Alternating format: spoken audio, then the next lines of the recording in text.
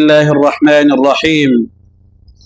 من كان يريد العاجلة عجلنا له فيها ما نشاء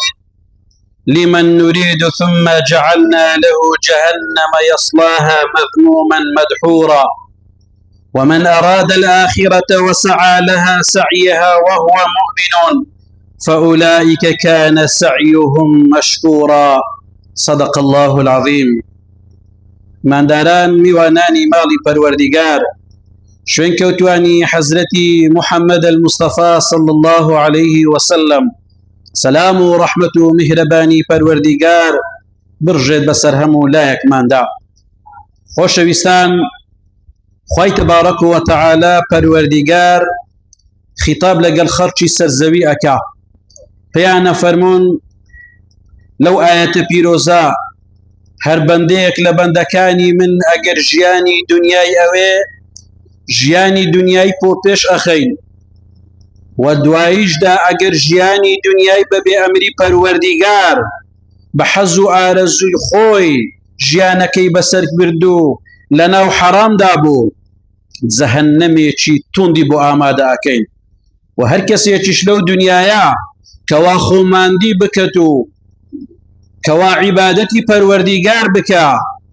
مەبەستشی تەنها پێ ئاخیرەت بیتن و ئەوەش ماندووبوونەکەی لێوەرەگرین و جێگای سوپاسگوزاریە. بۆیە لەو ئاەتە پێغەمبەری خوا صلی الله عليه وسلم پێمانە فەرمێ الدنيا مزرعة آخرة، دنیا کێڵگەیەکە بۆ ئەوەی کەوا ئاخیرەتی قیامەتت بەهەشتت پێ سەرکەوتوبی بەدەستبینی. بۆیە لە ئەو ڕۆکەدا لە خزمەت ئەو ئاەتەوە ئەو فەرموودە ئەبین الدنيا مزرعة آخرة، تۆ لە دنیا چ بچینی لە قیامەت لەوە پرسیارت لێ ئەکرێتن. زۆر جار مامۆستای تاقیکردنەوە پرسیار لە تەڵەبەکانەکە، تەڵەبەکان دڵیان خۆشە بیتن ئەرێ کاکە لە 5 پرسیار پرسیارێک تەرکە و لە پرسیارێکیش لقێک تەرکە، پەروەردیگارش پرسیاری تەمەنت لێ ئەکا. بەڵام لەوێشەوە پەروەردیگارە فەرمی ئەی بەندەی من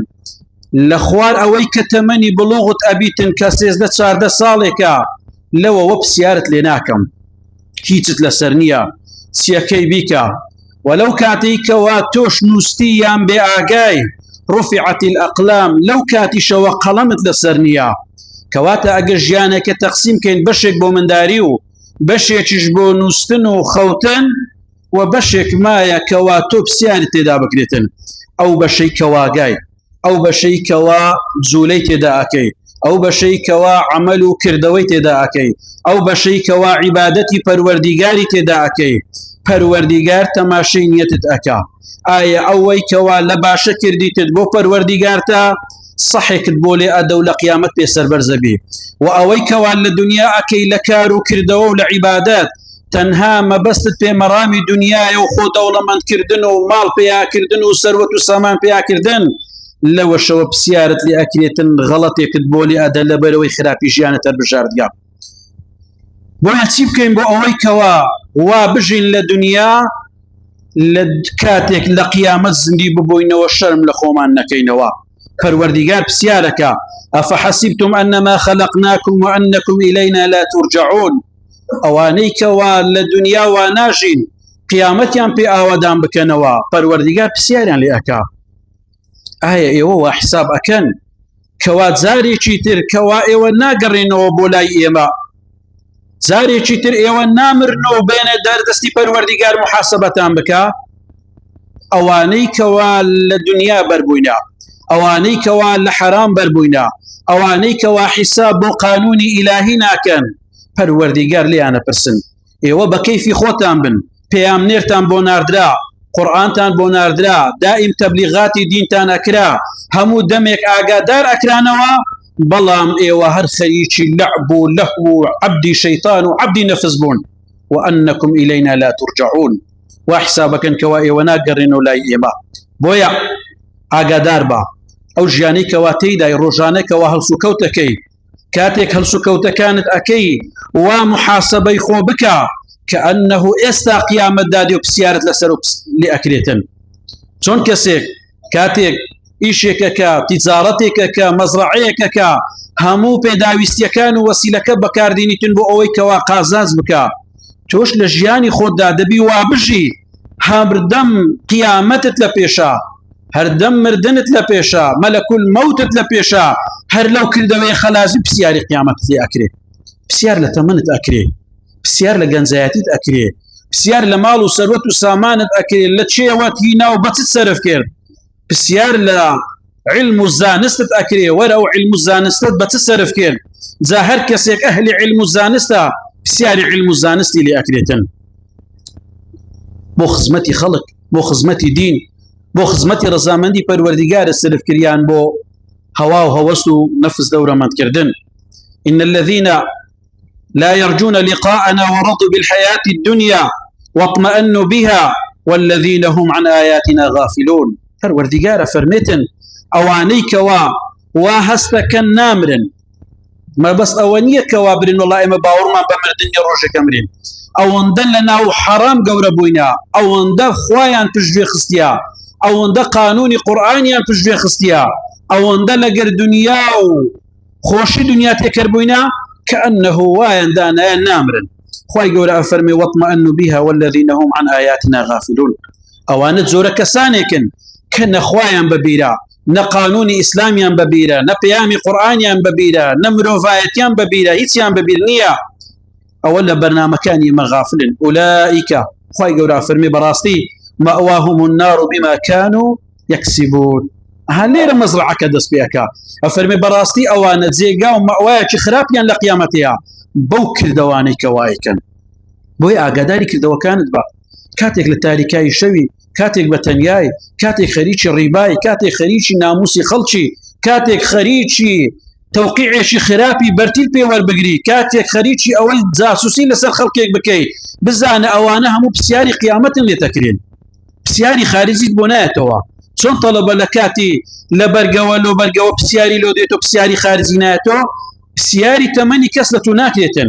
نارن وەرە ئەی عەبدە مع محاسەبەت بکەین فلانە عەبدە خراپەی کرد با تۆ عەزاب بدەین پرسیاری خارج نە بەس تەنها پرسیاری کردەوەکانت بۆ دێتەوە ئەو کردەوانی کە ڕۆژانە ئەیکەی کە شەوانە ئەیکەی کەوا بە ئەنقەست ئەیکەی کەوا تۆبەی لەسەر ناکەی پەشیمان نابیەوە پرسیارت لێ ئەکرێتن بەڵام ئەگەر پەشیمان بوویەوە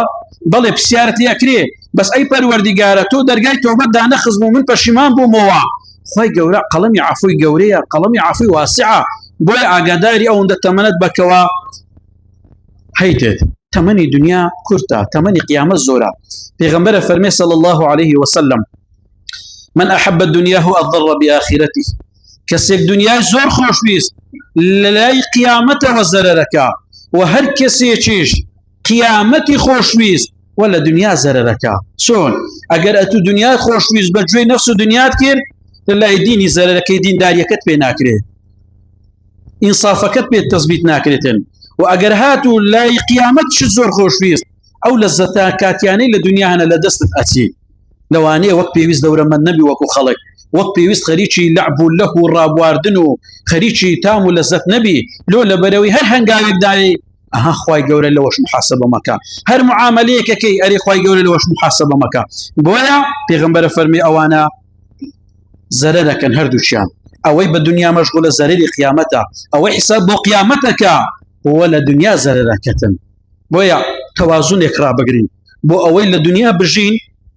بە چاچی و بە ئیماندارانە و لە قیامەتیش سەربەرزانە وەڵاممان وێ برێتەوە وەکو پێغەمبەرە فەرمێ ليس خيركم من ترك الدنيا للآخرة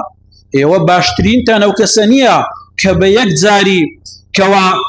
دنیای ترک بکە لە بۆ قیامەتێ برێ بەن بەس نوێژەکەم بەس عیبادەتەکەم لە مزگەوت نایەمە دەرێ لە قسە دوور نایەمە خوارێ ڕۆژێ بە ڕۆژێ بم ئەوە باشترین نییە و باشترینش نییە ئەو کەسەی کەوا دنیای قیامەتی تەرک بکە لە بە دنیا یان دنیای تەرک بکە لە بەر قیامەت يعني بس خريشي رابواردن بيتن اوي وبيري نبي تنها خواب يا مكاني پروردگار بيتن بلكو افرمي خيركم من اخذ من هذه وهذه فرميت ساكترين تان اويا كوا اوي بقريتن اوي ببدز بيني وكو الدنيا مزرعة آخرة من دنياي بقرم بتاكترين شيوا بكار بينم با دولة من بم با ريكو بيك بم با كيف خوش بم بلام اوي سرفي اكم وبدست دينم لجير قانوني إسلام درنتيتن من أخذ هذه وهذه أو دنياي بقرا قيامتي في آودان بكوا صدان مسلماني ومان هي أواني أهلي مزقوتنا أواني أهلي نويجن أواني أهلي قبلنا أواني باوريان بخواي همو هايان كردي الحمد لله أواني كوا الدنيا وخريجي لعبوا له خريجي عبداتي شيطانا أوان بعكس مسلمانا أرجو نوا بويا كاتك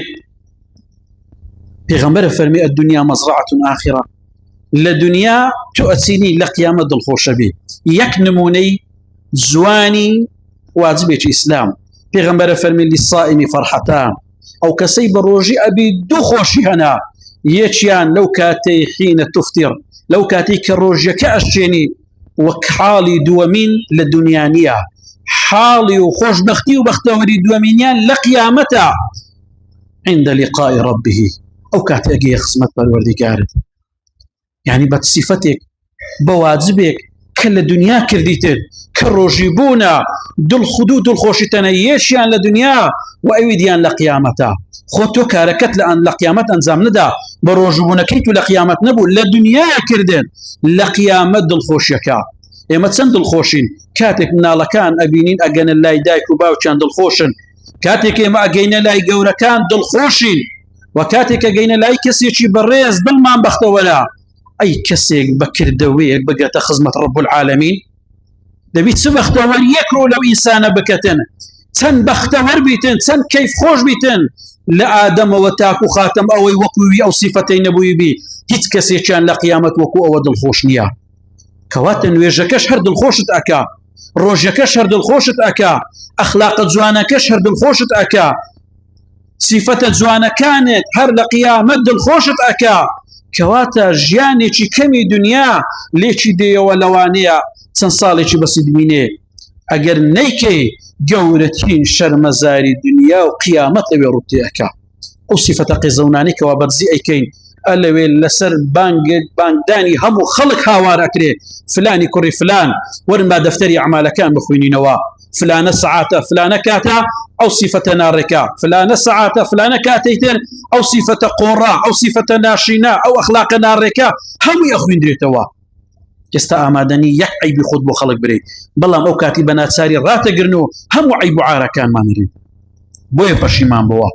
دنيا بكت شيلقي قيامته بو اوي كوا لو شرمزار نبي زاسر كردكانن بربرسكانن كوا اتوانن زوانترين ميجولو خوان تومار بكن بياني منو تو امرين بلام كردوا كان ما نامرن سن كسي اهلي او مزقوت مرد استاش تاسفي لو اخوي اهلي دين دار كان اهل همو زيغا كان مردن استا باسيان ناكين بس كاتك باسيان كري صفه زوانا كان دين وري سن كسي خرابي سر زوي مرد كاتك باسيان كري يكسرنا وككوتاي بيدي باسي صفه قزونا كان وقورا كان نكري منو تو شوي منو توش كاتك امرين باسي صفة كان ما نكري صفة كان ما نامرن هر كاتك باسي ساكا كان ما نكري ساكا ما بودي هر كاتك باسي خرابة كانت بوتن كبويا بكينري مجتمع شي خرابة كانت بودن هرن يا رب خوار رحمن تذكر يا الله أخيرة ما خير بكي يا الله كذا وخرابة كان ما نزوان بكي يا الله لتقارينا وخدا لخاتك وري خود بشوازك امتحان ما مكة لدرناتين يا رب العالمين يا الله دعواتي أكيد شفاين خوشكان مان بدي يا الله شفاين خوشكان مان بدي يا الله شفاين خوشكان مان بدي بتايبتي اواني كوا داوان لكرينا